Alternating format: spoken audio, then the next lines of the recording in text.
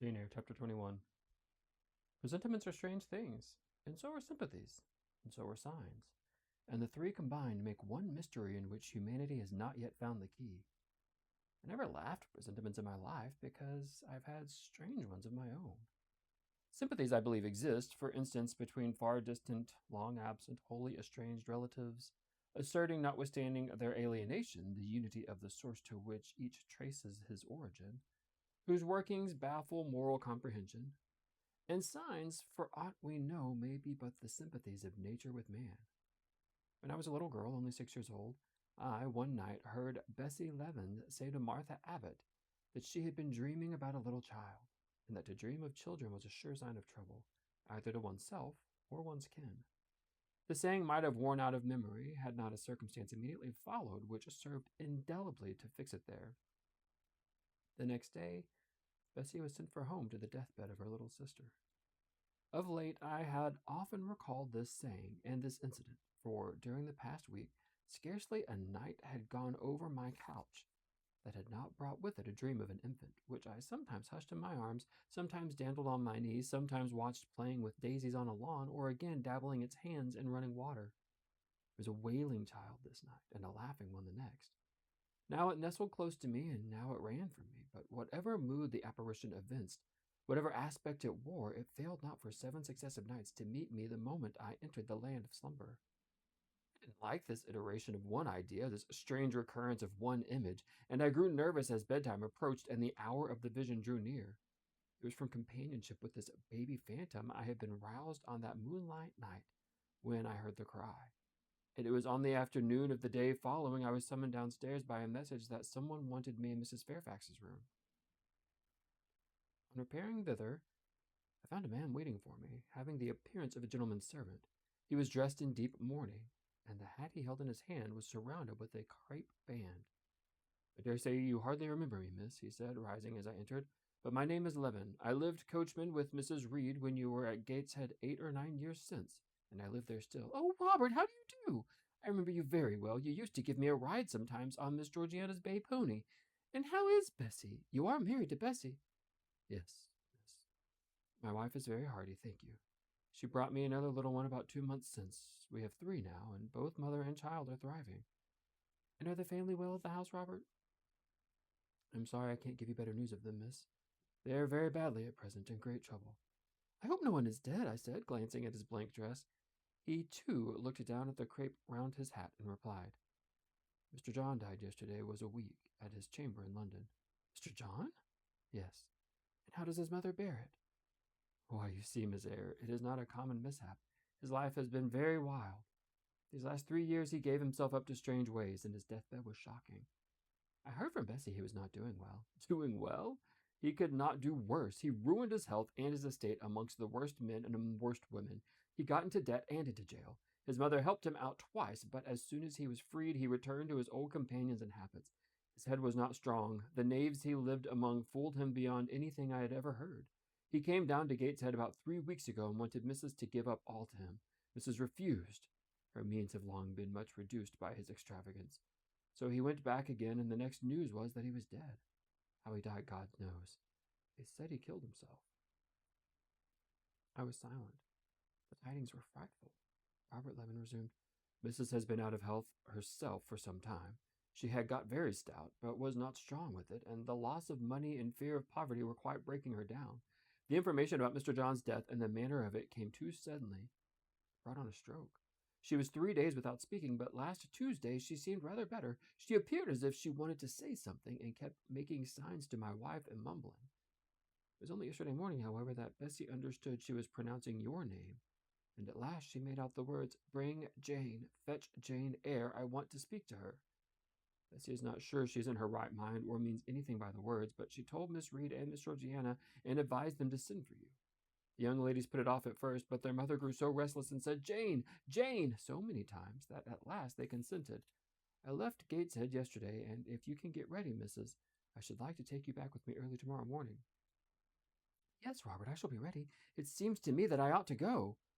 "I thought so too, Miss Bessie said she was sure you would not refuse, but I suppose you will have to ask leave before you can get off." "Yes, and I will do it now. and having directed him to the servants' hall and recommended him to the care of John's wife and the attentions of John himself, I went in search of Mr. Rochester. He was not in any of the lower rooms. He was not in the yard, the stables, or the grounds. I asked Mrs. Fairfax if she had seen him. Yes, she believed he was playing billiards with Miss Ingram. To the billiard room I hastened. The click of balls and the hum of voices resounded thence. Mr. Rochester, Miss Ingram, and the two Misses Eshton and their admirers were all busied in the game. It required some courage to disturb so interesting a party. My errand, however, was one I could not defer, so I approached the master where he stood at Miss Ingram's side. She turned as I drew near and looked at me haughtily. Her eyes seemed to demand, "What can the creeping creature want now?"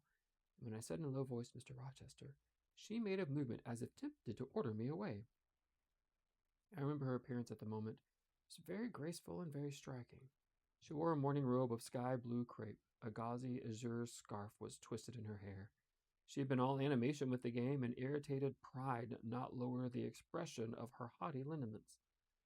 "Does the person want you?" she inquired of Mr. Rochester.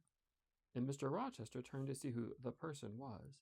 He made a curious grimace, one of his strange and equivocal demonstrations, threw down his cue, and followed me from the room.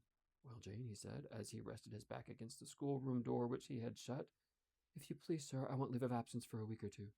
"What to do? Where to go?" "To see a sick lady who has sent for me." "What sick lady? Where does she live?" "At Gateshead,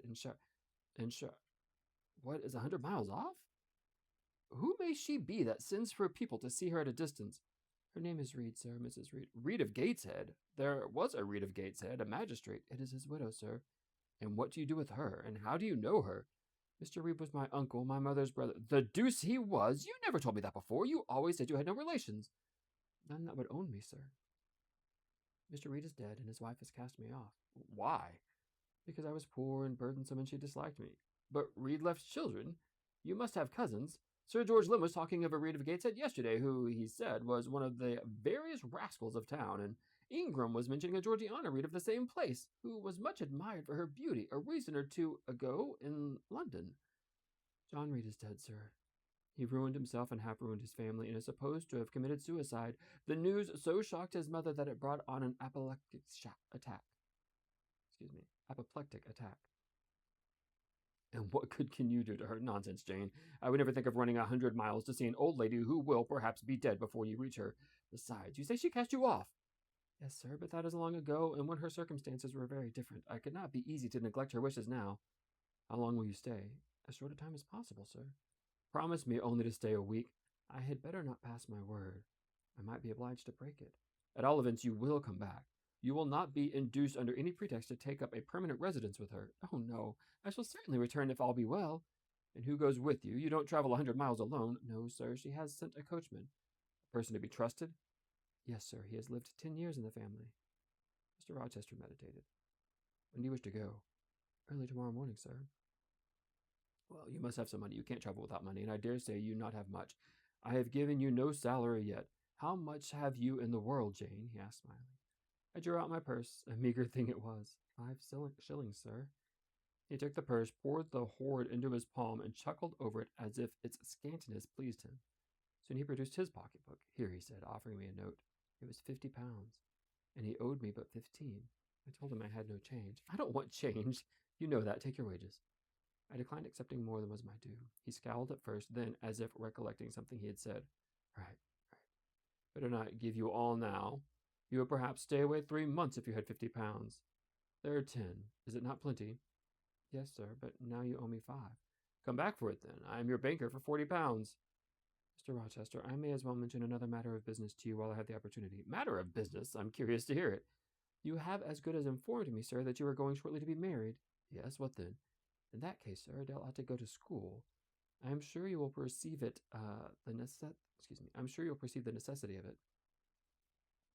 "To get her out of my bride's way, who might otherwise walk over her rather too emphatically?